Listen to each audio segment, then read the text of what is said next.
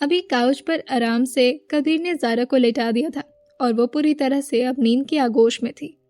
तभी कबीर जो बेडशीट को अपने हाथ में लेते हैं जैसे कि उनका ज़रा भी दिल ना कर रहा हो कि वो इसे वॉश करवाएं, लेकिन उसके बाद उसे ले जा करके वो बिन में डालते हैं और फिर प्रॉपरली बेडशीट को बिछाते हुए उसे नीट एंड क्लीन करके अब ज़ारा को अपनी गोद में उठा चुके थे। उन्हें इतनी हल्की लग रही थी ज़ारा कि उनका मन भी नहीं कर रहा था कि वह ज़ारा को बेडशीट पर लेटाएं या फिर यूं ही अपने बाहों में उसे चिपकाए रखें। उसे अपने हाथों से वो धीरे से बेड पर लेटाते और फिर उसे पूरी तरह से ब्लैंकेट से कवर कर चुके थे और उसके बगल में आकर के कुछ पल के लिए वो लेट भी गए थे। उनका ध्यान इस वक्त सिर्फ ज़ारा के चेहरे पर था और वो खुद से ही बातें कर रहे थे और साथ ही लगातार उनके चेहरे पर बार बार स्माइल आ जा रही थी ज़ारा के बारे में सोच सोच करके।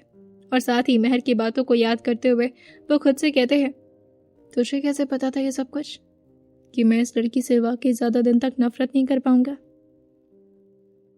और फिर वो ज़ारा से बात कर रहे थे, कितनी अजीब बात है ना, तुम्हें किस इंटेंशन से मैं यहाँ पर लेकर आया था और कितना बदल गया सब कुछ, वो भी इतनी जल्दी और इतनी आसानी से। तुम क्या कोई जादू करना चाहती हो? कोई ब्लैक मैजिक तो नहीं सीख कर आ गई तुम? क्योंकि कबीर राजन के इंटेंशन को बदलना कोई इतनी आसानी वाली बात तो नहीं है, क्योंकि मेरे इरादों को बदलना तो वाकई बहुत मुश्किल का काम है। मैं खुद भी अपने आप को कन्विंस नहीं कर पाता अगर मैं कोई एक चीज़ कमिट कर लूँ तो। फिर तुम ये कैसे कर ली? ज़ारा जो इस बात पर कुछ बोलती नहीं क्योंकि ऑब्वियसली वो तो नींद में थी, उसे तो कबीर की कोई बात सुनाई नहीं दे रही थी। तभी कबीर जो खुद के धीरे से फोरहेड पर अपना हाथ रखते हुए कहते हैं, मैं भी क्या कर रहा हूँ, तुम नींद में और तुमसे बातें कर रहा हूँ। और फिर उन्हें याद आता है कि उन्हें अपना कुछ काम भी तो करना था। वैसे उनका काम में तो बिल्कुल दिल नहीं लगता क्योंकि उनका मन कर रहा था वह ज़ारा को चिपका करके जोर से इसी तरह से उसके बगल में लेट जाए।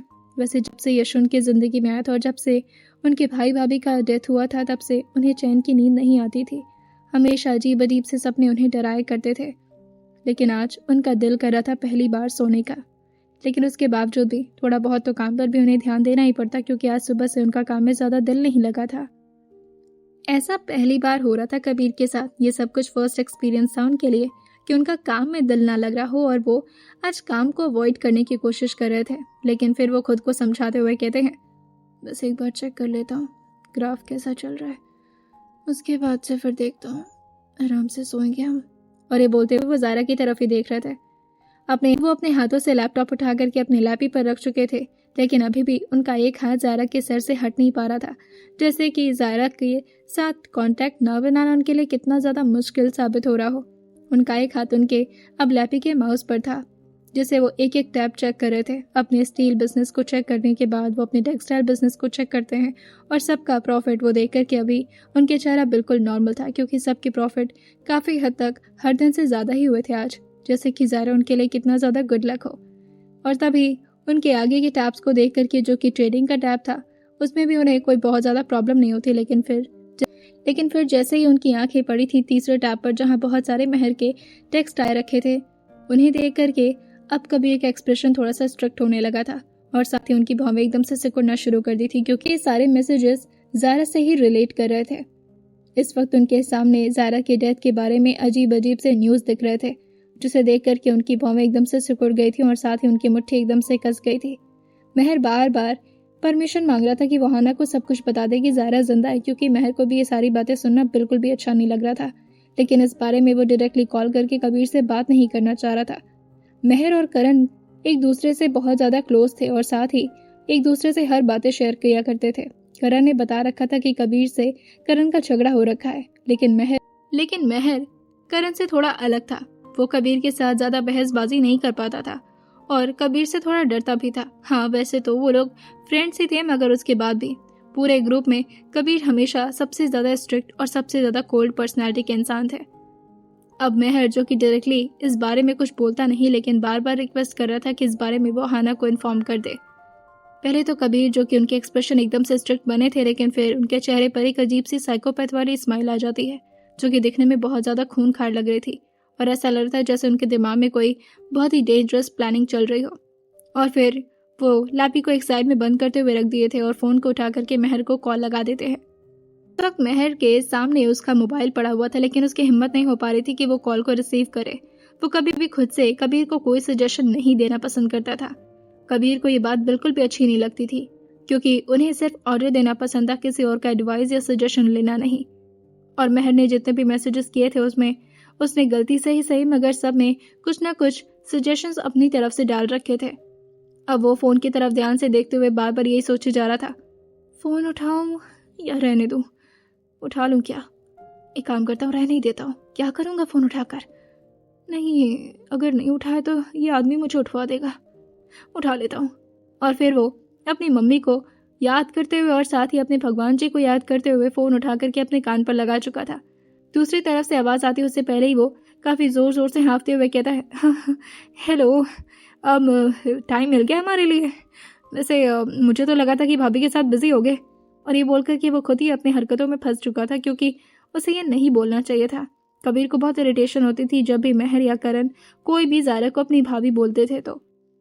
लेकिन जैसे ही महर ने ये बोला था, कबीर एकदम से अपने सारे गुस्से को शांत करके अभी ज़ारा की तरफ देखने लगे थे और फिर धीरे से कहते हैं, ज़ारा ठीक है और सो रही है, और वैसे भी अभी इस रात में मैं उसके साथ क्या ही करूँगा जो बिजी रहूँगा, वो सो रही है, मैं उसे देख रहा हूँ, बस इतना ही बिजी हूँ। लेकिन तुझसे कुछ इंपॉर्टेंट बात करनी थी, तू फ्री है ना अभी? महर से कभी भी कबीर ने इतने प्यार से बात की ही नहीं थी, जिसे सुनकर के महर हैरानी से कहता है, क्या बात कर रहा है, तो ठीक है ना, मतलब ड्रिंक विंक तो नहीं कर रखा है? इतना प्यार से क्यों बात कर रहा है भाई, कुछ काम है क्या? वैसे काम में भी तो हमेशा ऑर्डर ही देता है। ठीक है, अगर कुछ बात है तो बता, क्या मुझे तो लगा था डांटने के लिए फोन किया होगा। तो कबीर अब मेन टॉपिक को भूल चुके थे और फिर वो महर से कुछ सोचते हुए पूछते हैं, क्या इतना ज्यादा खूंखार हो जो मुझसे इतना डरता है? तो महर इस बात पर अपने सर को हाँ मिलाते हुए कहता है, ऑब्वियसली इसमें कोई शक है, तुझसे तो सब डरते हैं, क्यों ऐसे क्यों पूछ रहा है, कोई है क्या जो तुझसे नहीं डरता? कबीर इस बात पर तुरंत ही ज़ारा का चेहरा देखे थे और फिर कुछ सोचते हुए कहते हैं, नहीं कोई खास नहीं, बस ऐसे ही कोई है जो मुझे हमेशा चैलेंज करता रहता है। हाँ खैर, महर जो स्ट्रिक्ट होते हुए पूरे ध्यान से अब कबीर की बात सुनने लगा था और धीरे से कहता है, हाँ बोलो ना, कोई क्या, जो भी मैसेजेस मैंने तुम्हें सेंड किया था। यार मुझे अच्छा नहीं लग रहा है ये सब सुन करके, इस तरह से ज़ारा की डेथ के बारे में पूरे इंडिया में बहुत ज़्यादा शोर हो रहा है, सारे न्यूज़ चैनल पर आजकल यही बातें चल रही हैं और साथ ही ये भी जानने की सब कोशिश कर रहे हैं कि आखिर ये कॉन्स्पिरेसी है या फिर वाकई उसकी डेथ नेचुरल है, क्योंकि उसकी उम्र तो थी नहीं और ये सारी बातें मुझसे सुनी नहीं जा रही। यार प्लीज़ कुछ तो कर कबीर। कबीर इस वक्त जैन के बारे में सोच रहे थे और उनके चेहरे पर एक कुटिल से स्माइल आ गई थी। वो एक स्माइल पास करते हुए सरकास्टिक टोन में कहते हैं, खुशफहमी में रहने दो कुछ लोगों को, अच्छी बात है, 2 पल की खुशी मिल रही है चैन की तो थोड़ा एंजॉय कर लेने दो, क्योंकि 2 दिन बाद तो मैं खुद इंडिया आ रहा हूँ और उसके बाद जो उनके मुंह पर तमाचा पड़ने वाला है ना। खैर तुमसे एक इम्पोर्टेंट काम था मुझे, महर इस काम में तो अहाना को भी इन्वॉल्व करना होगा।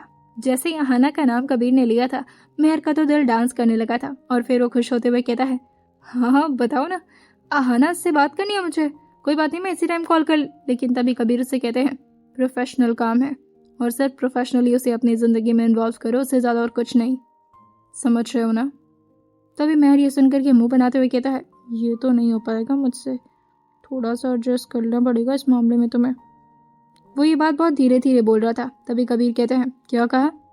महर कहता है, नहीं कुछ नहीं, बोलो ना, वैसे मैं कोशिश करूंगा कि खुद को कंट्रोल कर लूं, बाकी तुम बोलो क्या काम है।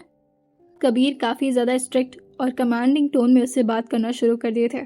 महर इमीडिएटली लॉयर से कोऑर्डिनेट करो तुम दोनों, and I want a registered will drafted in case anything happens to Zaira, so the controlling stake of this company will be transfer to orphan welfare trust, ना कि उस आदमी को। उस आदमी को ये बात समझ में आ जानी चाहिए कि ज़ारा को हर्ट करना या फिर उसे अपने रास्ते से हटाने से दिवा गोल्ड्स एंड डायमंड्स उनके हाथों नहीं लगने वाला।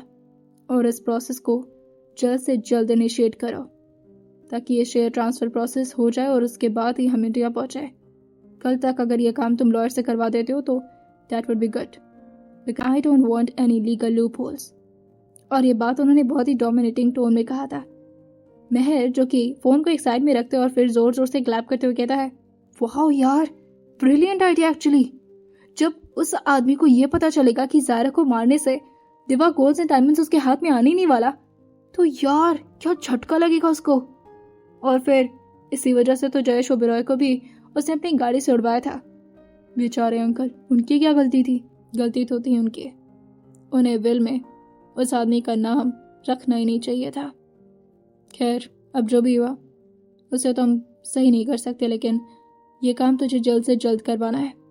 तभी मेहर, जो कि कबीर को बीच में इंटरप्ट करते हुए उन्हें अपोलोजाइज करते हुए कहता है, सॉरी यार, बट ये पॉसिबल कैसे होगा?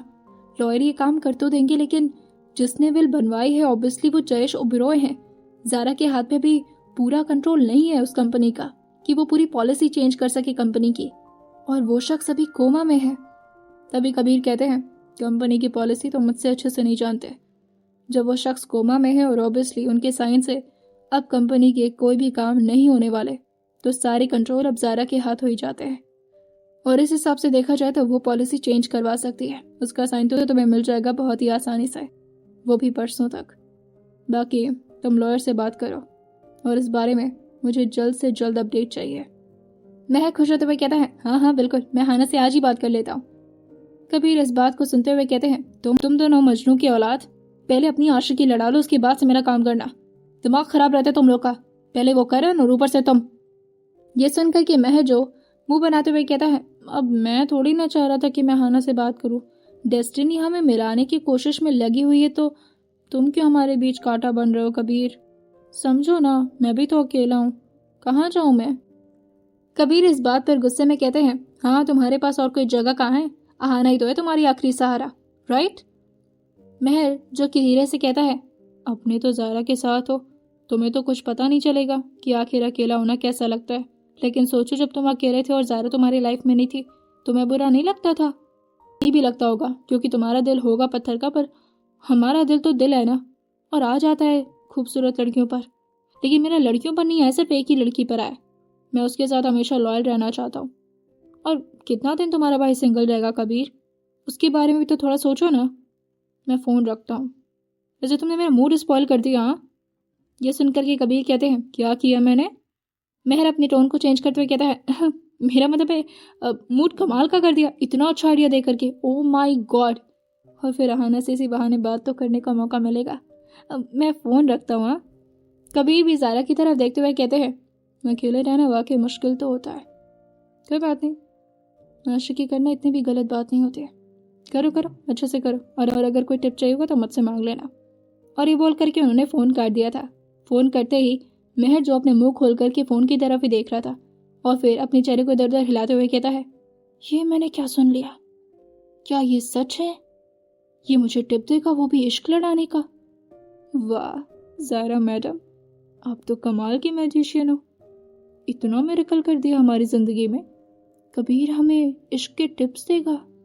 और इस बारे में वो जल्दी से करण को भी टेक्स्ट कर दिया था, क्योंकि उसके पेट में कोई बात बच जाए ये तो बिल्कुल इम्पॉसिबल था। अब करण और महल मिल करके कबीर के मजे ले रहे थे, जिस बारे में कबीर को कोई अंदाजा नहीं था।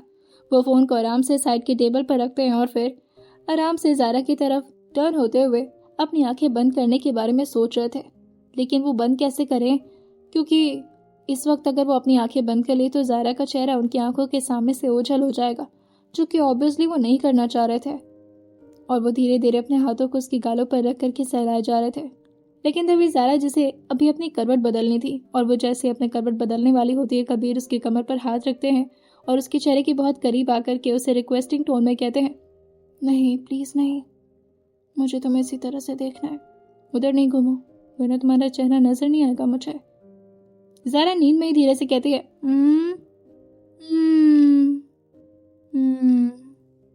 जिस तरह से वो इस वक्त नींद में ही अपने चेहरे को हाँ में हिला करके कुछ बोले जा रही थी, जो कि ऑब्वियसली कबीर को तो बिल्कुल समझ नहीं आ रहा था। कबीर उस पर हल्का सा हंसते हैं और फिर उसके नोज को हल्का हल्का पिंच करते हुए कहते हैं, कार्टून कहेंगे, वैसे तुम्हारा नाम क्या रखूं मैं? ज़ारा बुलाना अच्छा नहीं लग रहा अब तुम्हें?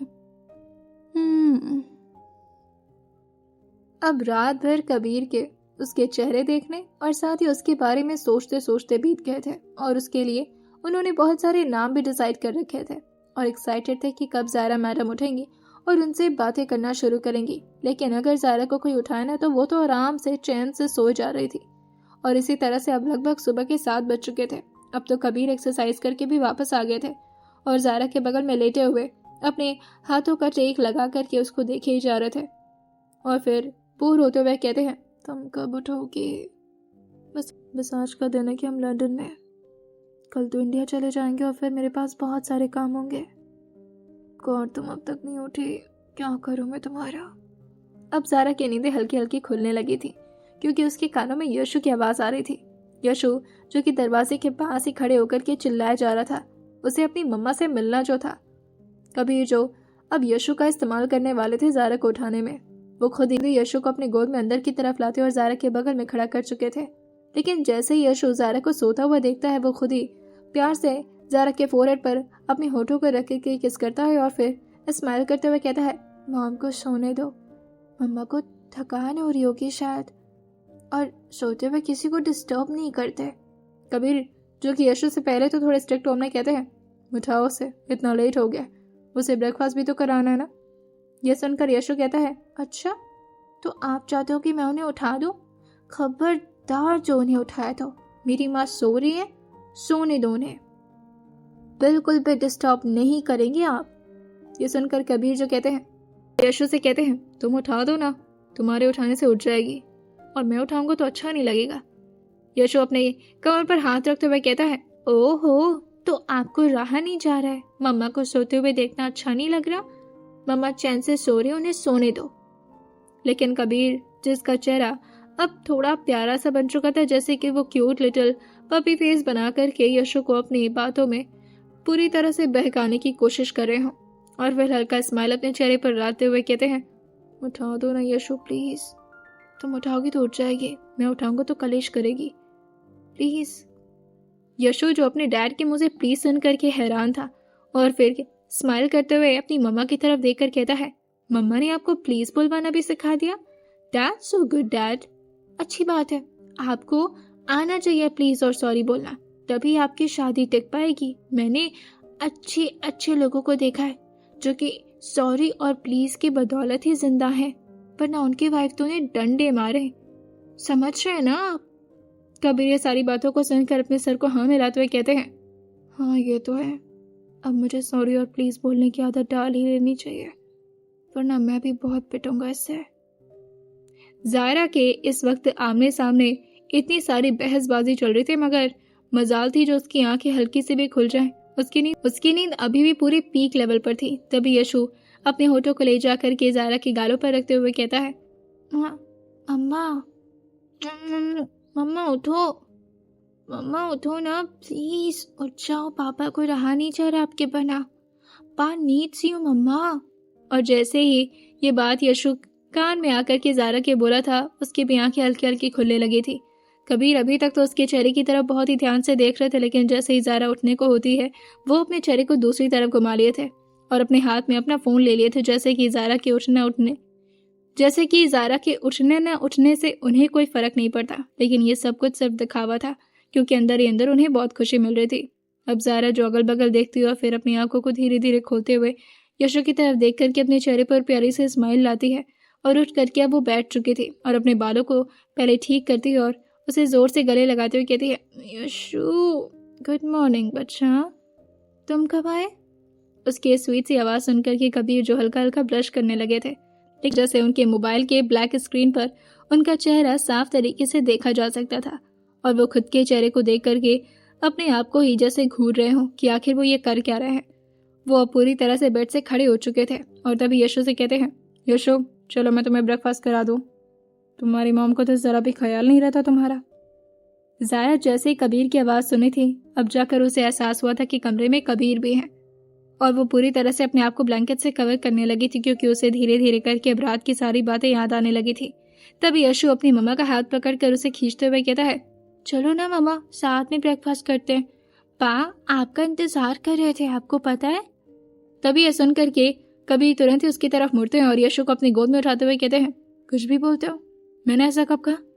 यशु ये सुनकर कहता है, हो पा you are lying, you know ना लाइंग इज बैड मैनर, कभी झूठ नहीं बोलते, वो भी अपनी वाइफी से बोल रहे हो, आप बहुत बुरा पिटोगे पापा। जैसे यशु ये सारी बातें ज़ायरा के सामने करते जा रहा था, कबीर जो कि उसे घूरते हुए कहते हैं, तुम बाहर चलो, पता नहीं क्या नाप शनाप बोल रहा हो। अब ऑब्वियसली कबीर ये दिखाते थोड़ी ना कि वो कितने बेसब्री से ज़ारा का इंतजार कर रहे थे उठने का। ज़ारा भी अब खड़ी होती है, लेकिन जैसे वो खड़ी होती है उसे याद आया था कि कल जो भी कुछ हुआ उसके बाद ज़ारा के ऊपर सिर्फ अब कबीर के शर्ट ही बचे हैं, जिसे वो जल्दी से जाकर के अपने कपड़े को ढूंढना शुरू कर दी थी। लेकिन अनफॉर्चुनेटली उसके सारे कपड़े इस वक्त वार्डरोब से गायब थे, जैसे कि शायद किसी ने जानबूझकर ये किया हो। लेकिन फिर उसे याद आता है कि उसने तो जो भी स्टाफ से कपड़े मंगवाए थे कबीर को सेड्यूस करने के लिए, ऑब्वियसली वो काफ़ी ज़्यादा छोटे थे और वो ये सारे कपड़े को पहनकर आज यहाँ तो नहीं रह सकती थी, जिसकी वजह से उसे कुछ और पहनना था और उसे इसमें कबीर की हेल्प लगती। अब एक तरफ यशु डाइनिंग टेबल पर आराम से बैठ चुका था और टेबल पर ही पालथे मारते हुए अब वो फ्रूट्स खाना शुरू कर देता है। तभी कबीर उससे कहते हैं, मैं आता हूँ। यशु जो हल्का स्माइल करते हुए कहता है, जाओ, मैं कहाँ मना कर रहा हूँ आपको पाप, आप जाओ, मम्मा को साथ में लेकर आना, ओके? मुझे पता है आपका दिल नहीं लग रहा ना उनके बिना। और ये बोल करके वो उनको टीज किया जा रहा था। कबीर इस बात पर एक बार पीछे मुड़ करके यशु को घूरते हैं, लेकिन घूरने से कोई खास फायदा हुआ नहीं था, क्योंकि अभी भी यशु यूं ही स्माइल कर रहा था। और अब तो जैसे कबीर को भी स्माइल आने ही वाली थी, लेकिन फिर वो अपने चेहरे को अपनी हिम्मत से कंट्रोल करते और फिर जल्दी से रूम की तरफ निकल जाते हैं। जैसे ही वो रूम के अंदर अभी आए थे, ज़ारा जल्दी से जाकर के बेड पर बैठ जाती है और अपने थाई पर वो पिलो रख चुकी थी, क्योंकि उसके थाई पूरी तरह से उस शर्ट से विजिबल हो पा रहे थे। कबीर उसको इस हुलिये में देखकर कहते हैं, तुमने अब तक चेंज नहीं किया? ज़ाहिर ये सुनकर कहती है, वार्डरोब में कोई कपड़े नहीं है, क्या पहनूंगी, आप प्लीज अरेंज करवा दीजिए। यह सुनकर कबीर उससे पूछते हैं, कल तो तुमने अरेंज करवाया था ना किसी स्टाफ से, वो कपड़े कहाँ हैं तुम्हारे? शायद ड्रेसिंग रूम के अंदर होंगे, राइट? ज़ारा ये सुनकर कहती है, नहीं, वो ड्रेसेस मैं नहीं पहन सकती। कबीर जो जानबूझ करके उसे पूछने की कोशिश में लग गए थे, आखिर क्यों नहीं पहन सकते हो? ये सुनकर कि ज़ारा क्या जवाब देती, और फिर वो मुंह बनाते हुए कहती है, वो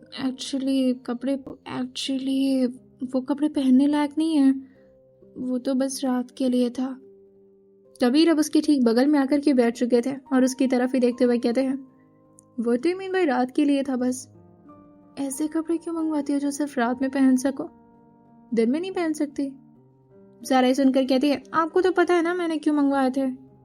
कबीर जो कि फिर से जानबूझ करके उसे पूछते हैं, नहीं, मुझे नहीं पता, क्यों मंगवाए थे? क्यों मंगवाए थे वैसे? ज़ारा जो कि खड़े होते हुए कहती है, अब आप ना मेरा मजाक उड़ा रहे हैं, आपको भी बात अच्छे से पता है और आप मुझे परेशान कर रहे हैं। बस कपड़े मंगवाइए ना, मुझे कुछ पहनना है, नहाना भी है मुझे, जल्दी से भूख लग रही है, बहुत सारा खाना भी खाना है। कबीर ये सुन करके उसके गालों को खींचते हुए कहते हैं, मैं ऐसे तो कोई काम नहीं करने वाला, अगर तुम्हें वाकई मुझसे ये फेवर चाहिए तो इसके बदले तुम मुझे कुछ दोगे? ज़ारा ये सुनकर अपनी आंखें बड़ी बड़ी करके उनके चेहरे की तरफ देखती और फिर अपनी आई ब्लिंक करते हुए कहती है, आपको क्या चाहिए मुझसे, और वो भी कपड़े मंगवाने के लिए? कौन इतने नाटक करता है, प्लीज ना।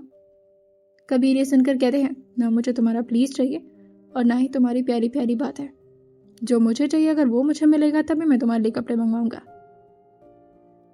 अब ज़ारा समझ नहीं पाती कि आखिर कबीर का इशारा है किस तरफ, लेकिन बार बार उनके नियत से तो यही लग रहा था कि वो जरूर कुछ ऊट पटांग ही मांगने वाले हैं ज़ारा से, और ये समझने के बावजूद भी वो क्या करती, वो मजबूर थी। अब उसे कपड़े तो चाहिए थे पहनने के लिए, वरना फिर वो ऐसे तो नहीं रह सकती थी दिन भर कबीर का शर्ट पहने हुए।